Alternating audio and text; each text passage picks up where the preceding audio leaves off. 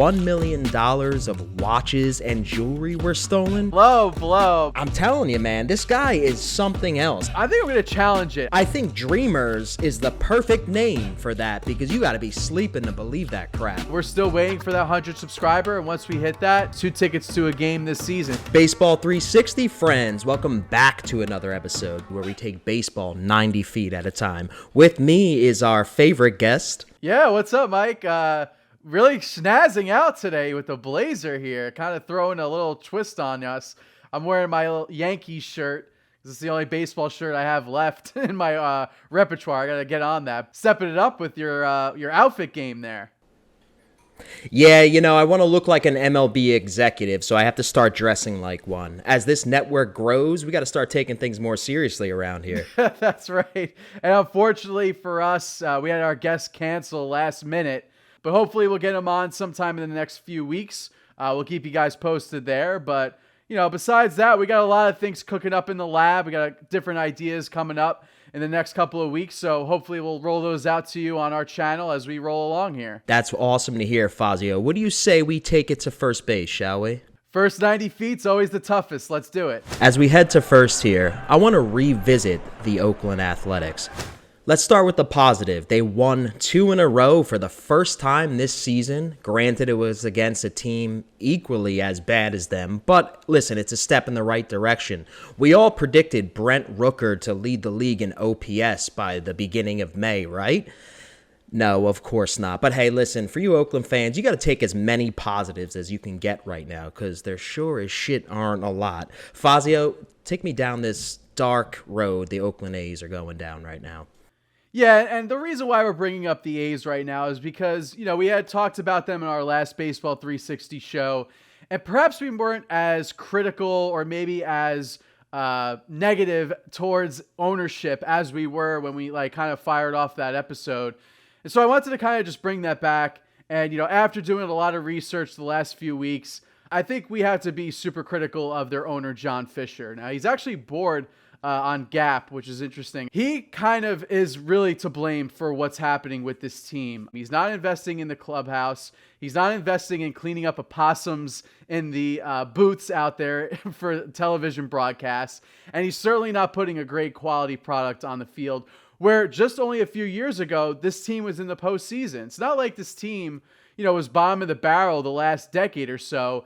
It just seems like he's purposely tanking this team so that he can just get the hell out of Oakland and go right to Las Vegas. So I've been seeing a lot of fans just wanting to just stay out of the stadium, not purchase a ticket to support what this owner's doing to the team. And, you know, unfortunately on the other side of this, you know, this is kind of how business runs. You know, like this guy didn't just so happen to land this team on his lap and say, oh, I'm going to just take over.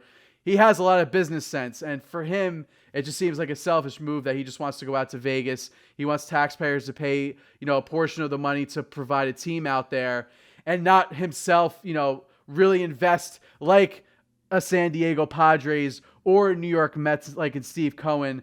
This is certainly not the case. And for this team to lose this franchise in Oakland and these fans losing this team out there, it's a real shame. By no way, shape, and form are we shilling out for Major League Baseball. We're not taking MLB's side. We are certainly not on John Fisher's side. I want to be clear about that.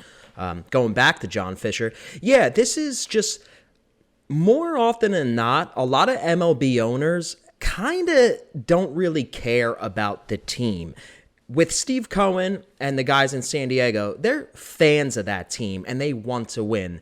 But for these other owners, this is kind of sort of their second, third, fourth stream of income, dare I say it. So for them, they're looking at this just as a business. They don't care how many years you guys been going to that ballpark. They don't care how much history the franchise has. To them, it's a dying asset, and they're looking to sell this off. It's a matter of numbers when it comes to John Fisher, and that's really hard for, you know, fans to fathom. I get it. I mean, it's certainly not an excuse I'm making for the owner, but I think that's what it comes down to. I think John Fisher is just looking to kind of sell off this product, which would probably be the best thing for the team. To look back at the history of this organization, you know, you could really hang your hat on a lot of stuff, you know, but right now You're just going to have to sit through it and hope for the best if you're an A's fan. Heading from first to second, we were able to get a World Series preview. Just kidding. It was our World Series preview. We got the Pirates and we got the Rays. Very rarely do you get up for a series in the beginning of the month of May, but this was the first real test for the Pittsburgh Pirates. And I got to be honest, they failed in every sense of the word. 3-game set with the Tampa Bay Rays. We all know who are world beaters right now. Pirates managed to score 4 runs in these 3 games against the Rays. They also committed 3 errors in game 2. It was a sign that maybe, they were on a good run there and water finally found its level with this team. Yeah, unfortunately, Drew Maggi, their budding star in the minors. I know he's been there forever, but they put him down to Double-A, put him on waivers, and since that move, they're 0-6. So they might want to pick them back up real quick so that they can start winning. But no, in all seriousness, the Rays are one of the best teams in the league, if not the best team in the league. I know they lost 2 out of 3 against the Astros. It was probably their biggest bugaboo so far this season. Outside of that, I mean, this team has just been dominating their opponents. Randy Arozarena is having one of his best seasons to date. He's currently batting .325. He's got 9 homers and 30 RBIs. And it's not just him that's contributing. You got Brandon Lowe. He's got 7 home runs, 20 RBIs. Hal Ramirez has got 6 homers and 15 RBIs. He's the 9-hitter. Top to bottom with this lineup, they're just mashing. And with their starting pitching, they're getting great efforts from Shane McClanahan, their ace, all the way to Zach Eflin. Unfortunately for Pirates, they're in a bit of a scuffle. They're still in first place, so hopefully they can, right the ship, pun intended, to get back to their winning ways. But as it stands now, they're a game and a half up of the Brewers, so they just kind of came up to a team that's the hottest in baseball right now. Yeah, right now the Pirates are in the midst of a 6-game losing streak. Listen, it doesn't help when you have to play the Rays and then the Blue Jays back-to-back. I think any team would struggle with that 7-game stretch. It kind of lets you know where the Pirates stack against the rest of these teams. Now, that NL Central is wide open, so it would be very difficult to count the Pirates out in any way, shape, or form as of now. Definitely. And, if we go right along to the AL East, these 4 teams that are in, let's just say all 5 teams are playing over 500 ball right now. The Red Sox are red hot. Their record is at 21-14 through Saturday's games. They've won 8 straight in 12 of their last 16 games.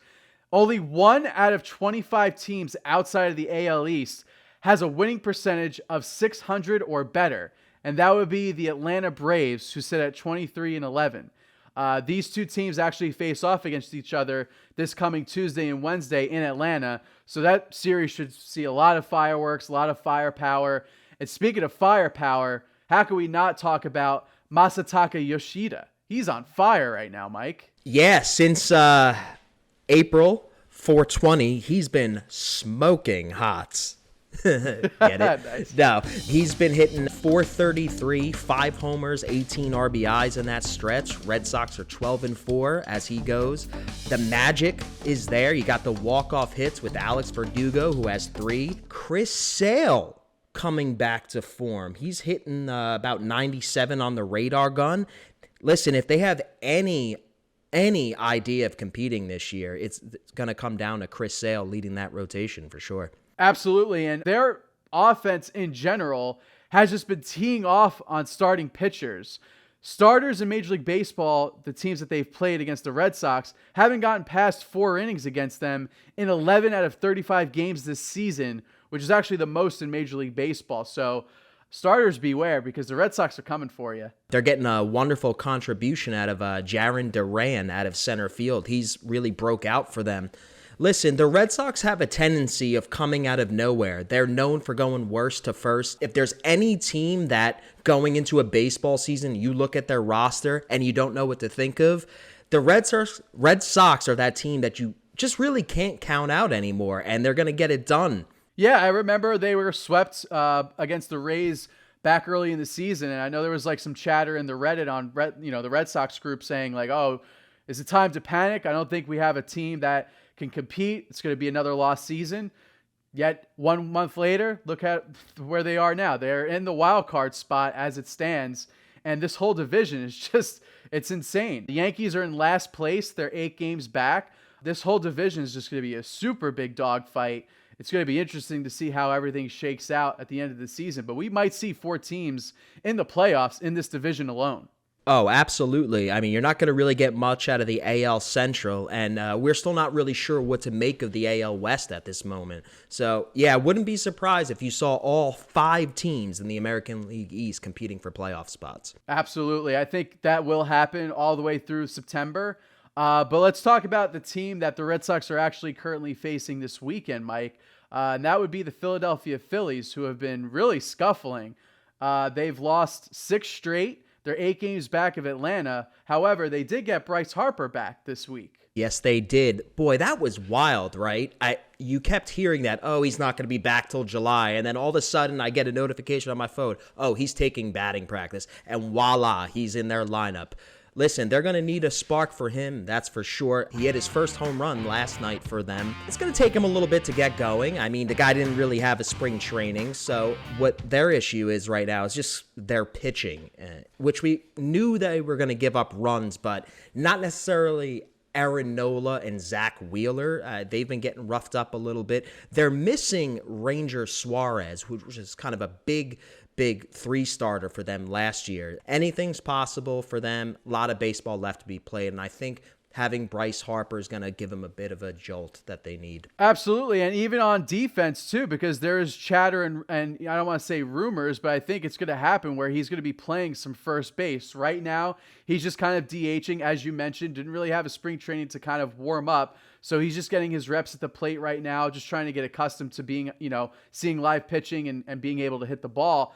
But once he gets, going a little bit in his return to the field, we're probably going to see him out in first base. Yeah, because right now I believe they have Alec Boehm playing a little first base in Rhys Hoskins' absence. Yeah, no, that actually makes a lot of sense for him to play there coming out of, because you're not really sure where his arm strength is right now in the outfield, so I think first base might be the best spot for him. The National League East outside of Atlanta hasn't really found its footing, at least the Mets and Phillies. The Marlins surprise people, but if you look at their run differential, they don't deserve to be where they're at right now. When it comes to, a team like the Mets, it comes down to it's just been overall inconsistency. They have a starter's ERA of over 5.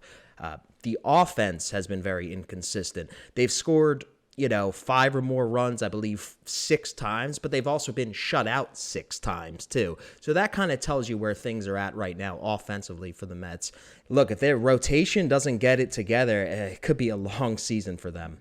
Yeah, I mean, Justin Verlander came back. It was his first time starting for the Mets this season in his old stadium, Detroit, against the Tigers, who are actually now in second place. I don't think we ever mentioned the Tigers on any of our shows. We may have mentioned them in like a Reddit group that they put out the stadium's prices for marriage proposals. But outside of that, not much Detroit Tigers talk on our show, so we apologize about that. But going back to the Mets, yeah, I mean, Scherzer's looking a little mortal, I should say. And, the Mets offense kind of really has been very cold since that West Coast trip where they kind of dominated out there. Mets got to really make up some ground a little bit here in May to try to keep pace in the division. They got a 3-game set with the Reds coming up. Hopefully they could, take advantage of them. We'll see. Well, speaking of the Reds, they're actually surprisingly not in last place in that division. The Cardinals, of all teams, are in last. Mike, I don't know, man. I think I might be jumping ship on this team. Well, I mean, right now they sit at, as of today, 10-24, if I'm not mistaken. They've lost 8 straight games. Everything I said about the Cardinals when I was predicting them, they're not doing it.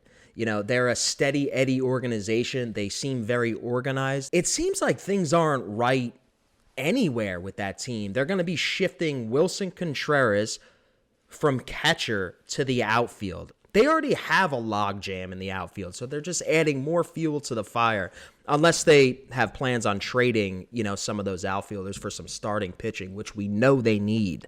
Going to the starters, the record right now as it stands today is 6-15 with a 5.39 ERA so far this season. Ugly starts from Miles Mikolas. Jack Flaherty. They got Adam Wainwright back this week, but he gave up 4 runs in 5 innings. Their team pitching combined has a 4.79 ERA. Jordan Hicks, even though he throws 100-plus mile-an-hour fastballs, he's 0-3 with a 7.62 ERA. So that just goes to show maybe with a Contreras, he's not framing pitches correctly behind the plate. He could be partially to blame, but he was very good with the Cubs. And I don't know if I put solely the blame on him. There was an interview with Yadier Molina recently where he was saying, I think it's the whole team has to look at themselves and just say, this isn't just Contreras' fault. I think you're right. I think they should ship off a couple of those outfielders, get some starters in a trade, and look to maybe upgrade there and call some minor leaguers up to try to see if they can get things going, because it feels like everything they're trying to do right now is not working. Well, here's another crazy idea for you Cardinals out there. And if John Mozeliak, if you're listening, I mean, I'm sure you're listening with your blazer on, as all of us classy executives do. Why don't you fire Oliver Marmol and bring in Yadier Molina as the manager? Why not? I mean, what do you got to lose?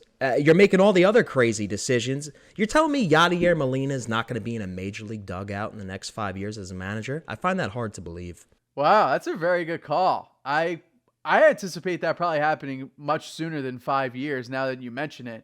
And if he is taking interviews with St. Louis local news, I mean, you got to feel like he's got an ear to the organization and an eye, obviously. So good call there, Mike. I could see that definitely happening for sure. I think Cardinals fans would love that too. He was always a team leader, and, he even called them out. Like you said, they all have to look themselves in the mirror.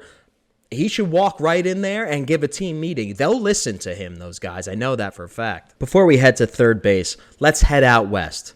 Those Los Angeles Dodgers back home in first place again, 7-3 in their last 10 games. Wonderful outing from Dustin May last night.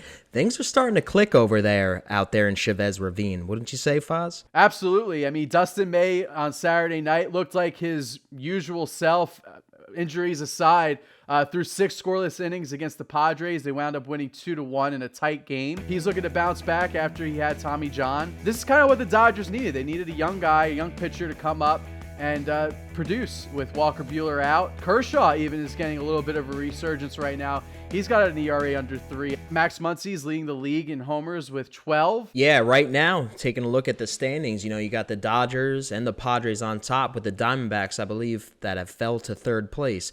I think those 3 teams are going to be fighting for the division, or at least playoff spots. It's going to be a little bit more of a race than we expected, but I think once the summer really hits, I think you're going to see both the Padres and Dodgers really scrap for this NL West. And as we're talking about the West, let's head on to the AL before we go to third base here and talk about the Texas Rangers. They're still in first place, Mike. That's pretty surprising, don't you think? Yeah, the Texas Rangers sitting at 19-13 right now as of to date, staying ahead of that American League West, taking advantage of the Astros while they're down, getting wonderful pitching out of Nathan Eovaldi. His last 3 starts, he's been impeccable, picking up where Jacob deGrom left off, picking up some of that slack. I think just having Bruce Bochy in the dugout, along with a stronger pitching staff, the offense doesn't have to score as many runs as they need to, but the bats can if they have to. Yeah, and the team that they're facing this weekend, the Los Angeles Angels of Anaheim, are actually doing pretty well themselves as well. They're 7-3 in their last 10.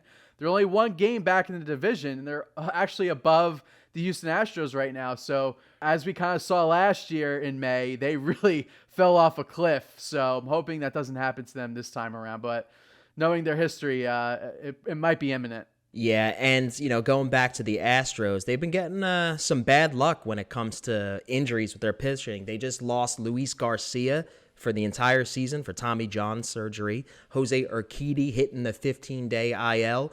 They just had to call up a top pitching prospect in J.P. France. So the depth is really getting tested out there in Houston. This may not be the Astros team we thought they were going to be. I don't know. I'm not seeing it right now. But then again, getting those kind of injuries to your pitching staff, that'll dismantle your season pretty quick. Absolutely. And I did see Jose Altuve out in Seattle take some batting practice recently. So it looks like he's on schedule to come back soon, maybe make some rehab starts for them, get back to the team, later this month. I think that team really goes when he's there.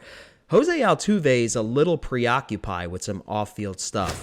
Why don't we talk about that as we head to third base, shall we? On opening day, his house was broken into, and I believe $1 million of watches and jewelry were stolen.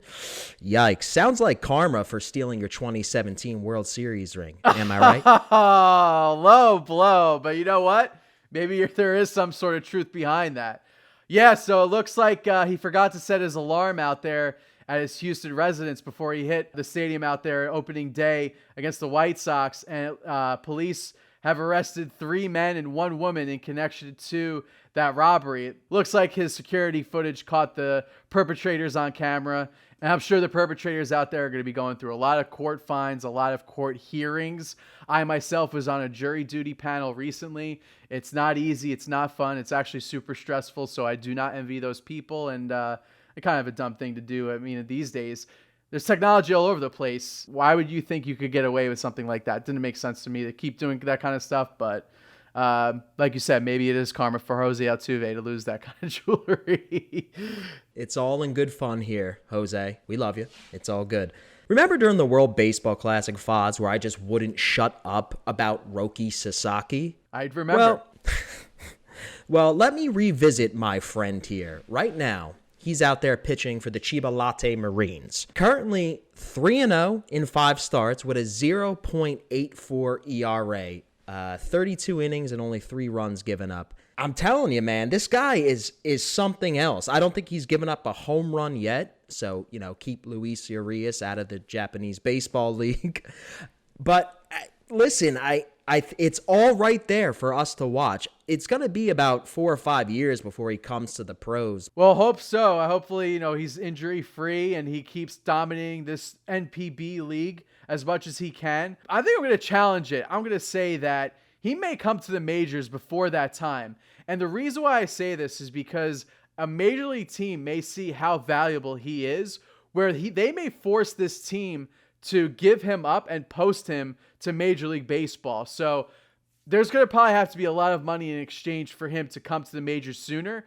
But if he continues his dominating ways, what he's doing right now, I wouldn't be surprised if he comes to the majors within 3 years. We'll have a Roki Sasaki clock going. We'll have it counting down until he comes to the major leagues. I like that idea. I like it. Umpires have a tendency of not minding their business and getting a little too involved in the game. Speaking of an incident like that, my buddy, not my buddy, but our buddy, Zach Eflin, was forced to take off his wedding ring. What exactly was that all about? Yeah, so crew chief Adrian Johnson in the Pirates-Rays game on Thursday had noticed something on Zach Eflin's hand, so he called a little conference, a mount conference, which, by the way, we just launched. Hopefully you guys are checking that out on our channel. Great program. Thank you. I had to throw a plug in there. The opportunity was there. I had to take it. But in between innings, Johnson kind of came up to Eflin, was like, hey, you got this metal ring on your finger. You could be scuffling the ball, maybe altering it. You got to take it off. And so it was just odd that he kind of did that during the game rather than like noticing that, the first inning or so of him warming up on the mound and approaching him being like, hey, you can't wear this. I mean, I guess if it was a rubber ring, it would be okay. But I guess because if it was metal or diamond or silver or whatever, the case may be, he had to take it off because you can scuff the ball with it. Kind of a weird little situation there, Mike. Yeah, I'm surprised it doesn't raise the discussion of possibly removing all jewelry during a game. I think maybe it would just be best if they had a jewelry-free policy. Not because, I don't think it's fair to tell people what they can wear jewelry-wise, but just so everybody's on the same page, just do a no jewelry rule or something like that. Johnny Cueto would have a lot of issues with that no jewelry policy. I think he'd probably quit Major League Baseball before he had to succumb to that, Mike. Yeah, I know. That's probably a little extreme on my part. Hey, listen, I don't care if you wear the jewelry, but apparently Adrian Johnson does. So just another example of an umpire trying to get into the spotlight, Mike. Always happens. Let's talk about baseball expansion. The city of Orlando, are they throwing their hat in on the next expansion mix? Yeah, it looks like they are. They already have a team name, actually, already. They're going to be called the Orlando Dreamers.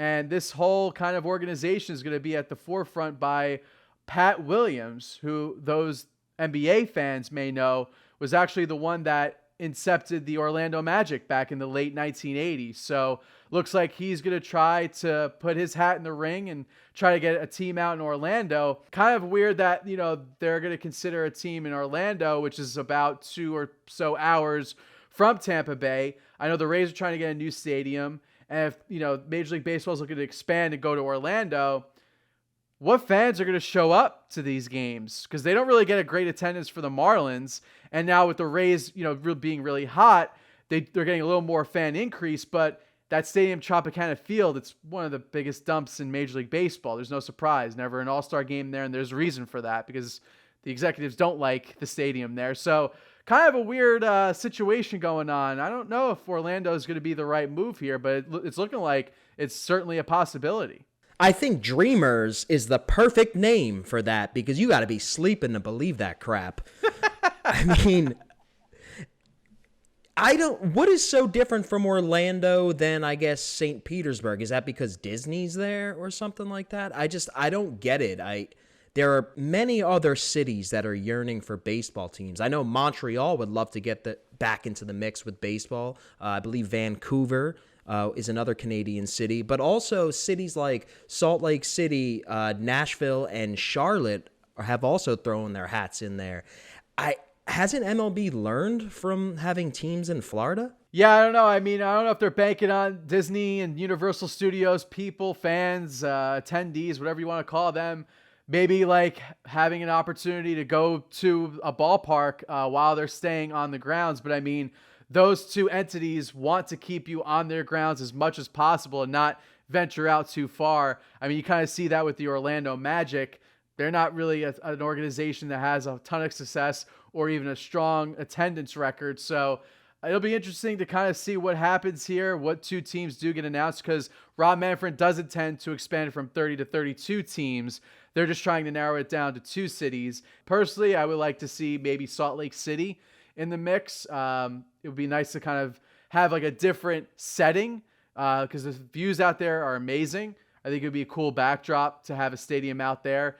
And I know Nashville is a super popular town, especially with, our crowd, millennial crowd, the last few years. It's really been booming. Orlando, I don't think it's the right move for Major League Baseball. Listen, I would love to travel to Nashville and catch a few baseball games. That sounds like a great trip. But instead, we're going to head home. We're going to talk about the top 3 matchups we got coming up for this next week. Starting with the Rays and the Orioles. This is the battle for the American League East. The 2 teams you thought would be fighting over this division. These Baltimore Orioles, they were kind of last year's Cinderella finish, and we were kind of writing them off a little bit in our predictions this year, and we were dead wrong about this team. These 2 teams meeting for the first time this season, coming up Monday through Wednesday, so it'll be great to kind of see them battle it out. Orioles offense is one of the best in the league. Rays obviously have a great offense as well, so it'll be interesting to see, who comes out on top. Will the Rays starters, shut the Orioles offense down, or the Orioles offense have answers and, compete with the Rays for this division? It's definitely going to start the pennant race run. Start it in May, and then it's going to go all the way to the end of the season. It's going to be a big dog fight for sure. Our next matchup, we got the Dodgers taking on the Milwaukee Brewers. The Milwaukee Brewers started this season off pretty hot. A surprise for us, we would say. It's going to be a test for the Brewers to see what they're made of and if they could gain some ground in that National League Central. Yeah, it's interesting because they lost 6 straight as well as the Pirates, so they haven't really moved up in the division race too much. They're still a game and a half back, as we said previously. Luckily, they are at home in Milwaukee, so hopefully, they can salvage a couple of games there. They just got to kind of pick up a bit on offense and, right the ship, like I said before. So Dodgers, like you said, they're hot. Max Muncy, probably see a couple homers out coming from him as well. So this series is a pretty big one for both teams, I'd say. And our last game we want you guys to look out for is we got the Braves and the Blue Jays. 2 big offenses going at it here. The Braves have been cruising in the National League East, and they're going up against the Blue Jays, who were a chic pick in the American League. They've been slightly inconsistent, but I believe they'll find their footing. I'm just curious to see, who comes out up front here. Is it going to be the Braves pitching, or is it going to be the Blue Jays offense? Yeah, I noticed Vlad Guerrero Jr. Was day-to-day play. He's got like a little bit of a wrist problem. Doesn't seem like it's going to affect him too much, I don't think. Up until this point, we'll have to monitor his status, but hopefully he can play. Dalton Varsho has been doing excellent the last week or so. He's been having a lot of great offensive contributions for the Blue Jays. They sit 7 games back of the Rays in the division, but like we said, this whole show, the AL East is going to be a huge dogfight. And as for the Braves, again, well-oiled machine. They've won 7 out of their last 10. They sit 6 games up in the division. I don't see them slowing down. So it'll be interesting to watch both these teams kind of come out. And we'll see who comes out on top. I'm looking forward to this upcoming week of baseball. I know we covered these 3 matchups, but there's plenty of matchups. Anything can happen over the course of 7 days in a baseball season. Before we depart here, Fazio, anything else you want to say? Thank you all for kind of subscribing the last week or so.